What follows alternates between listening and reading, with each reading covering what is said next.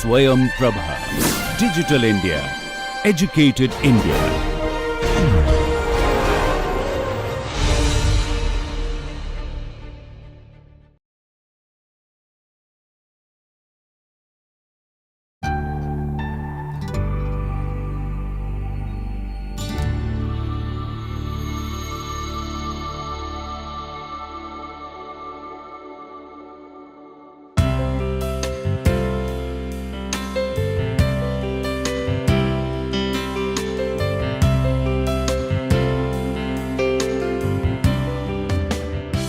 Welcome to the course Culturally Responsive Built Environments, and today we'll be continuing with the part of culture and disasters, and especially with the study of case of tsunami reconstruction in Tamil Nadu, southern India.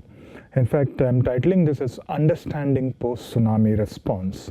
So this is again a part of my study which I have conducted during 2006 to 2010, and again I visited this place again in 2014. So it's a kind of understanding how I actually made and how I have interpreted it. So in my previous lecture of the part 1 of this series, where we have discussed about an interdisciplinary framework, how to understand the culture, the role of culture in the post-disaster recovery process, and at the same time how it is in relation with its vulnerability situation. So for that I developed a component of the central component which talks about the built environment in layers, starting from the geological space to the building component, whereas how the structures of cultural that create cultural identity, how they influence the space, and then how we can measure these spaces, how we can actually qualify these spaces through the urban design principles of responsive environments, especially with the principles of and the qualitative indices of responsive environments have been discussed. But because being studied in a disaster context, I am looking at both the pre-disaster influences and the post-disaster impacts and how people responded to it, and applying with a situational analysis. So what I did was I traveled along with the east coast of Tamil Nadu. We call it as the ECR road, East Coast Road, and visited a number of villages, taken the statistics from the TNRC, the Tamil Nadu Resource Center, the Tsunami Resource Center, and visited the least affected areas and the average affected areas, and as well as the highly affected areas. And within that I have visited many villages of which are both relocated component and the in situ component. So with this process I've understood that the sea, nature of the sea is also very different, because from the Coromandel coast till the Coromandel coast it is mostly of a shallow waters, and from the Park Strait onwards the nature of water is changing, and the depth when we go to the Gulf of Mannar, it is much more of a deeper waters. So it has an implication of what is shallow and what is deeper. So it has a direct implication of their fishing economy. And then I also noticed that there has been the kind of population which are existing in the fishermen societies is mostly in the northern side. Most of the Hindu dominant societies are there, and in the Nagapattinam and Karaikal area you will find most of the Muslim mixed population. And whereas in the down south, when I keep moving down near Nagarkoil, and so you'll find most of the Roman Catholic communities. So one side we have the cultural geography is very different, and the kind of societies which are located are different. I'm also looking at from the development point of it, and I have selected 3 villages. One is a Lighthouse Kuppam, which is a Dalit island of a group of 11 villages together. Here in the middle part of the Tarangambadi, which is a fishermen communities, and which is Hindu, Muslim, and the Danish people also live there. And in the south we have the Kovalam, which is on the southern tip of Tamil Nadu, which is near 5 kilometers from Kanyakumari. This is completely a Roman Catholic. So development input here, the government, the state government, the CIFs, a fisherman NGO, and here the church. So I would like to see how actually how different inputs have influenced and how different procedures have influenced and how people responded to these. Then I'll give you a start with a case of Kovalam, and when I went there, in fact, we couldn't even find any maps over there, nothing, there's no map, nothing.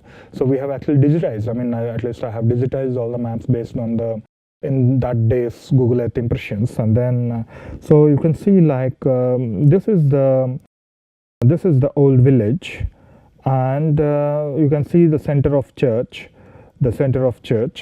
right? So this is the church. You have the harbor here. I mean, they have a small fishing harbor. And what happened in the tsunami is, what you see is the yellow place.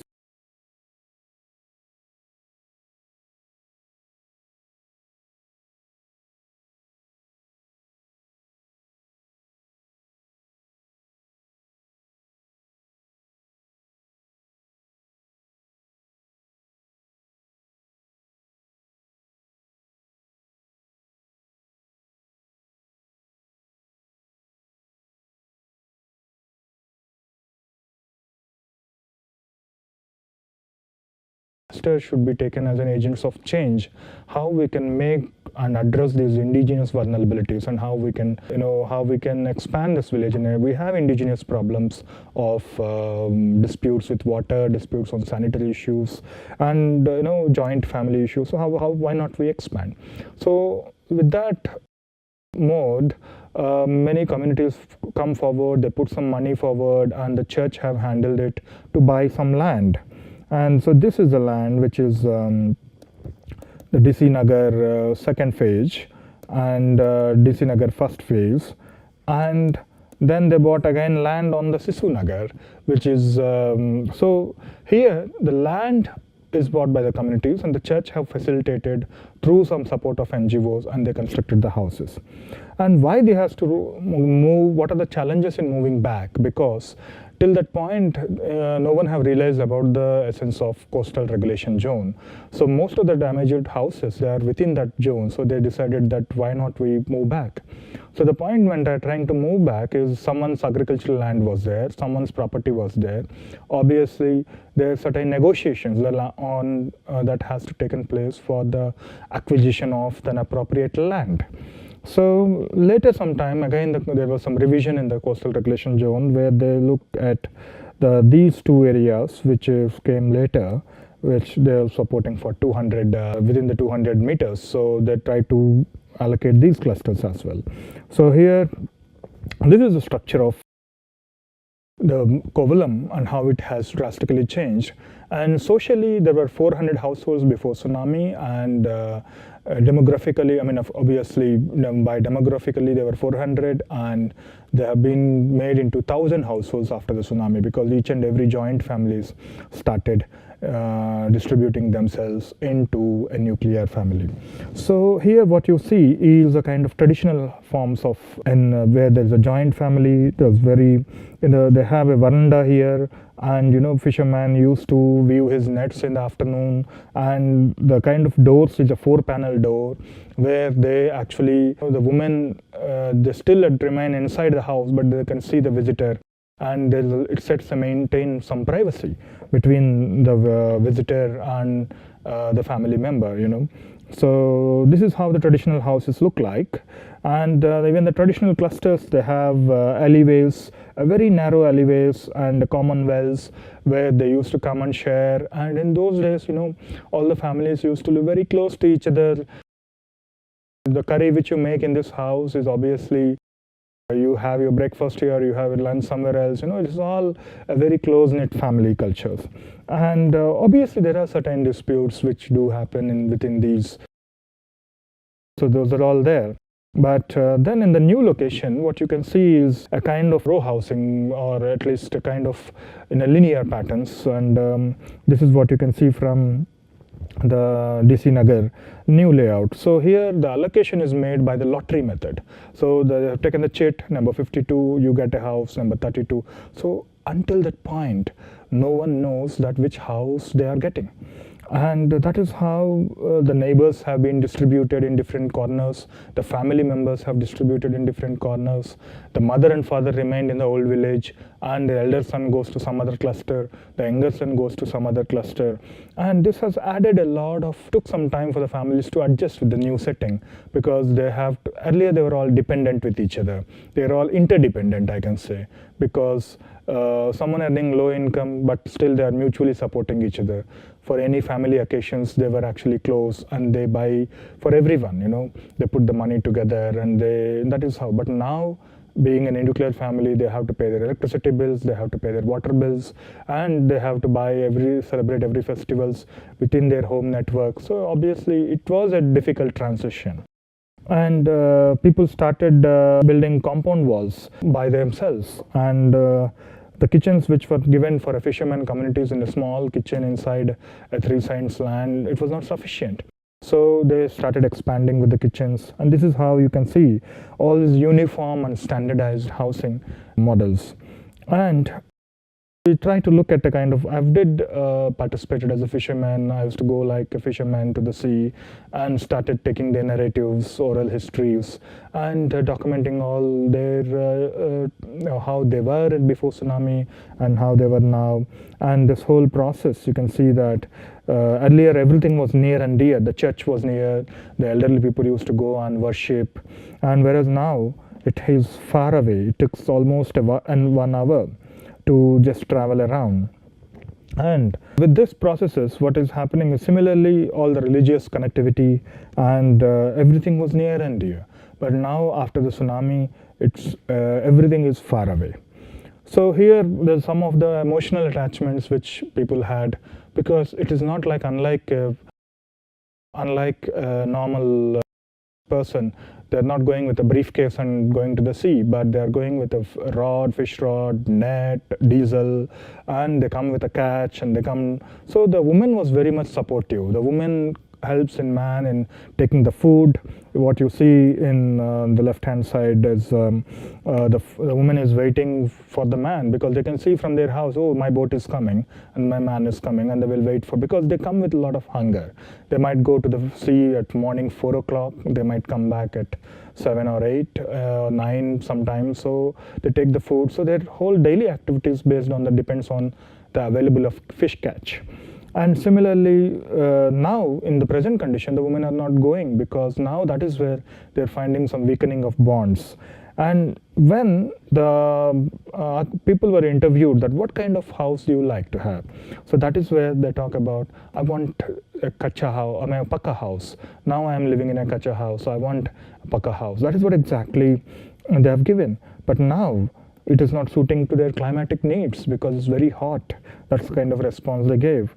And not only that, there's a little difference in the kind of tenure or ownership, because some people who owned a house before tsunami, now they have got a house given from a government land by the government, constructed by the government, where they don't have any ownership for the next 10 years. So, but where are the people who were not having house, but they still secured some money to buy a new land? Now they have got a tenure or a patta for to own their house. So the difference is sometimes the owner becomes a kind of in a temporary role, and a temporary person became a permanent role. So this kind of change in the ownership have occurred in some cases. In some cases it was just more or less the same.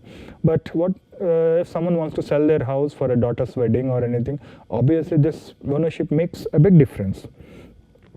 And a person's husband have lost their husbands in the tsunami, and how they actually can survive their livelihood. So women started expanding small shops, so which the architect have not considered the change and the dynamics in the family structures after the tsunami. So the second case which we talk about is the Tarangambadi, where you can see this is the whole layout of Tarangambadi. This is the Danish, and this is the colonial side of it, and this is the pre-colonial, which is a Muslim pre-colonial, and this whole thing is the fishermen. So the kind of network, this as you can see the colonial gateways, and you have the Masilimarinada temple which was destroyed in the tsunami, and this is how the three kind of communities live together. And one of the important note you can see is this is one of the road, Princess Street, which connects the fishermen community to the colonial community. And that is how they travel to what happened. They travel to the town center, and they travel to the ice factory, they go to the harbor, they go to the school. But in the new condition, in the new relocation, so this part of it has been relocated to as a new cluster. But now, when we started, of course, Benny Kuriakos have done extremely hard work on engaging all the people into it and developing variety of models to them. And at least he tried to make sure that the same set of neighbors are in a similar location. Then what I did was I started assessing street level analysis of how in more of a narrative approach, how different sections of the street, how their fronts and backs are mutually communicating. And also we collected some of the mental maps where how they imagine places, some people have drawn, but whereas in some cases I couldn't get, when I gave a pencil to them, their hands started shivering. So in this process, what I did was I gave another technique. I used a different technique where I gave a printed map of the before tsunami and the after tsunami. And here I asked them, okay, used to give a hint of this is a landmark of Renuka Devi temple. Then they said, oh, my house is here. And then I go to school. My children go to school like this. And I go to harbor, and then I go to the ice factory, and then I go to the town center. So this is the kind of moment he is able to recognize the legible image of his town or the village panchayat. But then in a new location, he is saying this is my house and my children goes to school like this.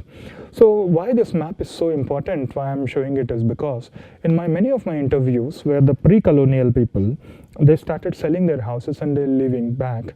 And then when I'm taking interviews from the elderly people, they said, we are missing our friends, we have no one around us, so we are feeling bored, and then we might leave. Then I couldn't understand why are they leaving, because they're all in the same village, they didn't go anywhere, they're not far away, they were very nearby.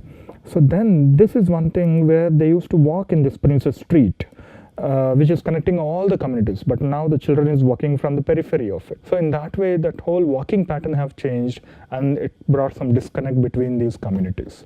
So certain tools, these kind of mental map tools, will also help in understanding why there were some differences started occurring. And in Lighthouse Kuppam, there was no roadway, so I used to travel every day by boat.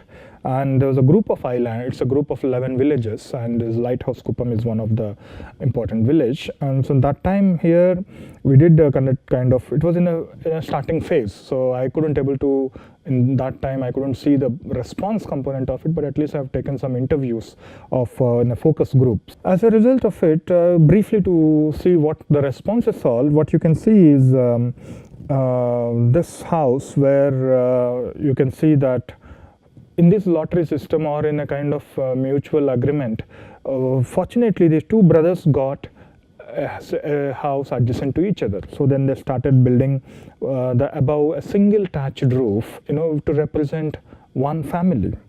And similarly, they don't have any kind of neighborhood public places, so people started encroaching the nearby spaces. And a story of a woman who lost her husband and left over with 3 children. She started making a house front in the form of a small shop and small kitchens. Now, not just so, personalization is always a natural response to these deficiencies within the culturally responsive built environments, and that is how people act upon it. And how they act upon is what they know before, and how. So now, after 8 years, I've again visited. So this was the co-dwelling concept which the government or the agencies have promoted. So that obviously government might have some thinking that they might expand. But if you look at the kind of responses, so wherever there is a small empty space, they build a small prayer spaces. for the elder people. They put some small sand, put the net, and they used to go and sit there in the afternoon times. And you can see they build the compound was, I mean, what is this house? And see the house, they have a kind of front porch with a tiled porch.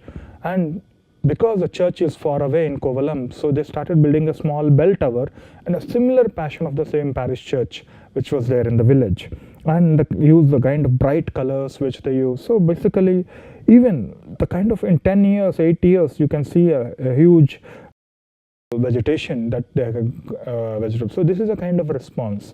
So if one has to understand about the post-disaster response, I will not say just the immediate part of it. If one looks at a very transition part, how they actually accommodated and what made them to accommodate is an important aspect. And how do the co-dwelling concept actually failed? And this is where we talk about these uniform and standardized forms, often not acceptable because they also vary from family to family. Just imagine in case if the same lady who lost her husband in next to the her in-laws, at least she would have a mutual support system. Her in-laws are in some other cluster, she is in different cluster, she doesn't have any mutual support system. So the moment we are going on a uniform and standardized models, at least within that same area, one has to think about how it could be tailored further to suit her needs, and how the allocation process also could be of help.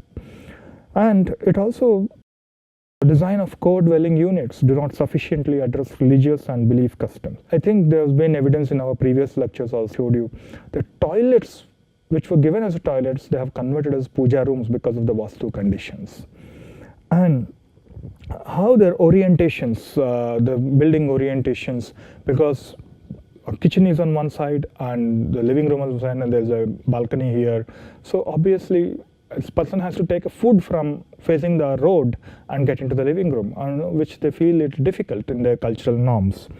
And also the usage of modern materials and steel and concrete, how actually the rusting happens in a coastal climate, and how this purpose of fronts and backs have not been well thought. And obviously in a general development issues, what we can look at it is basically one has to look at the pre and the post-disaster development approaches, because they vary very much according to their geographical setup and the cultural setup. So it is difficult to address, but we have to understand one thing is the development is always a culture specific, and the building and planning guidelines does not sufficiently address the cultural needs of traditional settlements. So it is not just only because fishermen's families, the way their lifestyle is conducted is very different. So I think that is where one has to think about it. And again, when we are talking about the cluster level planning, when the neighborhood concept, how they can play, how they can meet, how they can talk. So this how a religious gathering could be conducted. So all these things. So this is where we call about inability to access local knowledge. Though Benny Kuriakose have actually addressed for its first of its kind in this region, where he talks about 2,000 designs for 2,000 houses. So an individual interaction, which took a long time. And to tap this local knowledge, one needs certain time, and one needs certain documentation, and one needs certain interpretation into the new thinking. And barriers in communicating needs and wants, what they had before and what they wanted and what they needed, there was a communication gap. And this is where we refer to Catalina Gandelson's work of communication for the development. And also the changes in land use and the ownership tenure. So finally, I summarize in the kind of this whole impacts on one side, on the causes on one side, and what we just discussed before. And this research basically discusses the reconstruction process in mainly two ways. One is in a positivist way, where the physical distances are increased and certain activities are no longer possible. So people started facing all these difficulties, and they started personalizing these spaces.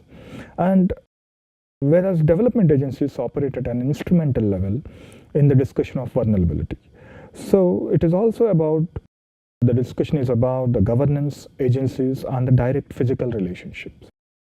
From the perspective of cultural anthropology, it is not the concept of habitus is not deterministic, as the way of life is inevitably altered and different responses through the personalization process. So such cataclysmic change can also lead to increased vulnerability, because sometimes if we don't see this kind of adaptive nature, so that can result even much bigger changes, negative impacts. So this perspective is from positivism, which draws from post-structuralism. So basically we are looking at a social construct that operates through a physical spatial field. So what I will do is I'll just show you a small film of how these responses came from these field studies. A small film is made.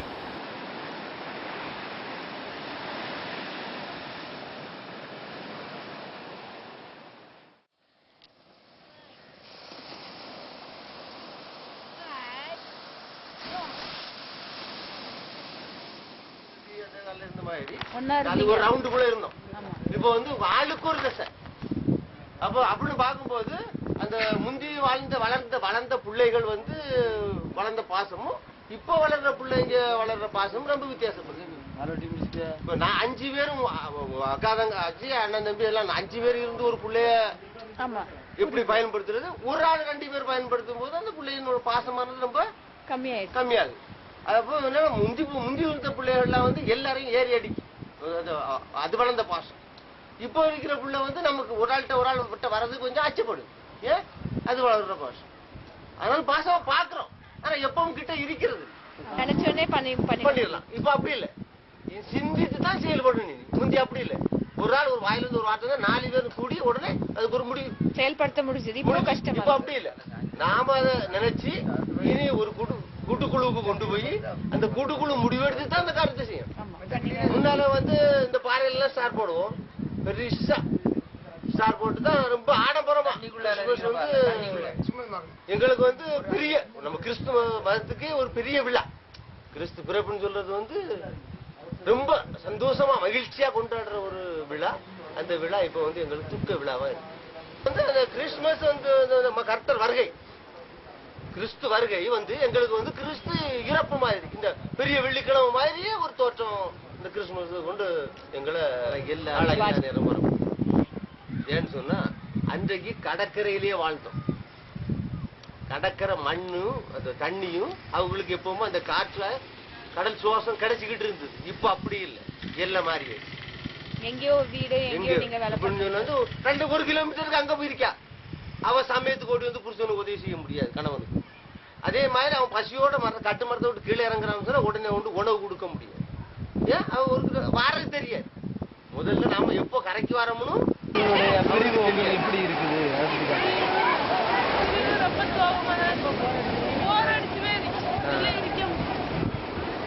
They feel very bored since they were interacting with them, they sharing their burdens and everything. No, since they left, they don't feel comfortable here. They long for their company.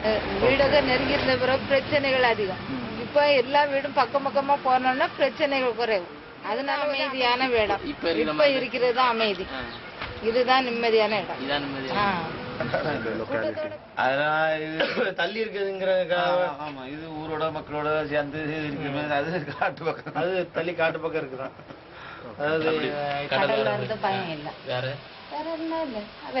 வேற வீட்டுல toilet எல்லாம் neighbours, kitchen, small kitchen operate that place is okay, that place is near 50% guarantee. நல்ல உப்பு காற்று இல்லாத இடத்துக்கு. இந்த உப்பு காற்று இருக்கிற இடத்துக்கு வந்து RCC வந்து 10 வருஷத்துல கிராக் ஆயிரும். 10 வருஷம் தான் இதுக்கெல்லாம் கேரண்டி. ஆனா வாட்டு வீடுனாக்கி RCC கம்பி யூஸ் பண்ணாம பண்ணும்போது, கம்பி யூஸ் பண்ணாம வாட்டு வீடு கட்டணும். கம்பி ஸ்டீல் யூஸ் பண்ணாம நம்ம வீடு கட்டணும்னாக்கி அது ஒரு 50 வருஷம் கேரண்டி. காற்று வரும், நல்ல கூலிங் இருக்கும், பரமாத்தத்துக்கு நல்ல ஏரியா, நல்ல வீடு, அந்த நல்ல வீடு, அமைதியான வீடு. இது வந்து ஹீட்டா இருக்கும். நம்ம எப்பவும் ஃபேன் போட்டாலும் ஃபேன் ஹீட் வேற, நம்ம வெப்பம் காற்று வந்தாலும் வெளியில போகாது, போனாலும் ஹீட்டா தான் இருக்கும். அது அப்படி இல்லை, அது அந்த பக்கம் இந்த பக்கம் அந்த ஓடு வந்து ஹீட்டு கம்மியாகும். அதில் போட்டு வச்சு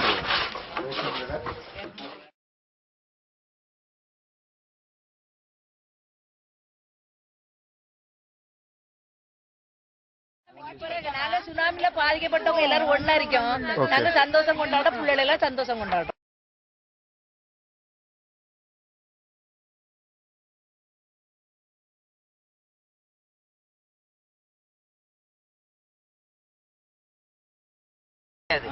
அதாவது இங்க இருக்கிற பொதுமக்கள் எல்லாம் கலந்து ஆலோசனை பண்ணி இன்னாருக்கு என்ன இடம், இன்னாருக்கு என்ன இடம், ஏன்னாக்கா நாங்களுக்கு கடற்கரை ஏன் வாங்கி தரீங்கன்னு தெரியுமா?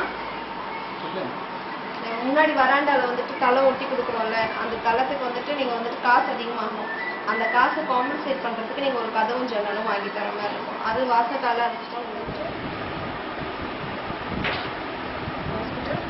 வேற வெடி இது சார் இந்த இடத்துல வந்து இங்கே வந்துடும், இந்த மெயின் ரோடு இது நல்லா இருக்கு சார். இப்போ மாமா இறந்த பிறகு இப்போ தனியா இருக்கிறேன்ல, தனியா பிள்ளைங்களை வச்சுக்கிட்டு ஒரு கடை வச்சு சார் பண்ண சொல்றேன். அது குடும்பத்தோட இது சரி சந்தோஷம். இப்போ அவங்க எல்லாரும் கஷ்டம் தான் இருக்கு, இருந்தாலும் கடை வச்சுக்கிட்டு நாலு ஜனங்களும் பார்த்துக்கிட்டு போயிட்டு குடும்பத்தோட இருக்கிறது சரி சார். ஒரு தண்ணி பைப்பும் போடல, ஒரு எந்த இதுவுமே இந்த பக்கம் இல்ல. ஆனா அங்க இருந்தது எல்லாமே எங்க தெருவுல இருந்தது. ஆனா இந்த பக்கம் வந்த பிறகு எதுவுமே இல்ல, பைப்பே இல்லம்மா. பைப்பு அங்க 60 வீட்டுக்கு ஒரு பைப் போட்டிருக்காங்க. அது எப்படின்னா தண்ணியே கிடைக்க மாட்டேங்குது. அந்த சித்தோட மேல ஒரே வெயில்லாம் இனிமேல் நீங்க இருக்க முடியாது. வெளியில தான் காத்துல தான் உட்காந்து கடலுக்கு பொறுத்து தூரம் தான். இங்க இருந்து 1 கிலோமீட்டர் இருக்குது. எங்களுக்கு என்ன பார்க்க மீன் தொழில் பாக்குறவங்களுக்கு பக்கத்துல இருந்தா தானே கஷ்டம் இல்லாம இருக்கும். ஆமா, கொஞ்சம் பின்னாடி 15 அடி இருக்குது. ஓகே, இது 10 அடி, பின்னாடி 15 அடி. கிளியரா இருக்குது இல்ல, ரோடு கிளியரா இருக்கு, நீட்டா சைடா இருக்கு. அங்கனாக்க சந்து பொந்தா போகணும்.